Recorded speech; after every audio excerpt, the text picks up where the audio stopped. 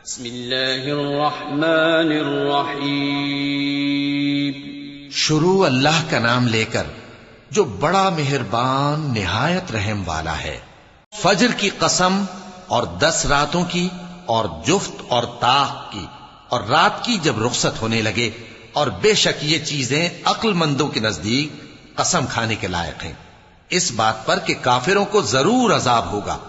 کیا تم نے نہیں دیکھا کہ تمہارے پروردگار نے قوم عاد کے ساتھ کیا کیا، جو ارم کہلاتے تھے، دراز قد مانند ستونوں کے، کہ تمام ملک میں ایسے پیدا نہیں ہوئے تھے.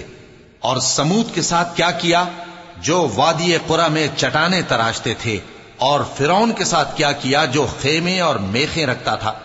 یہ لوگ ملکوں میں سرکش ہو رہے تھے، پس ان میں بہت سی خرابیاں کرتے تھے، تو تمہارے پروردگار نے ان پر عذاب کا کوڑا برسا دیا.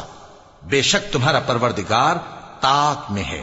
مگر انسان عجیب مخلوق ہے کہ جب اس کا پروردگار اس کو آزماتا ہے کہ اسے عزت دیتا اور نعمت بخشتا ہے تو کہتا ہے کہ میرے پروردگار نے مجھے عزت بخشی، اور جب دوسری طرح آزماتا ہے کہ اس پر روزی تنگ کر دیتا ہے تو کہتا ہے کہ میرے پروردگار نے مجھے ذلیل کیا.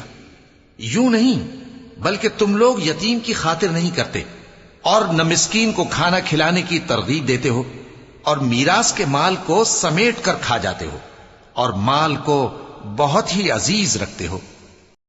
یوں نہیں، جب زمین کوٹ کوٹ کر برابر کر دی جائے گی اور تمہارا پروردگار جلوہ فرما ہوگا اور فرشتے قطار در قطار آ جائیں گے اور دوزخ اس دن سامنے لائی جائے گی، تو انسان اس دن سوچے گا، مگر اب سوچنے سے اسے فائدہ کہاں مل سکے گا. کہے گا کاش میں نے اپنی اس زندگی کے لیے کچھ آگے بھیجا ہوتا، تو اس دن نہ کوئی اللہ کے عذاب کی طرح کا عذاب دے گا اور نہ کوئی اس کے جکڑنے کی طرح جکڑے گا. اے اطمینان والی جان، اپنے پروردگار کی طرف لوٹ چل.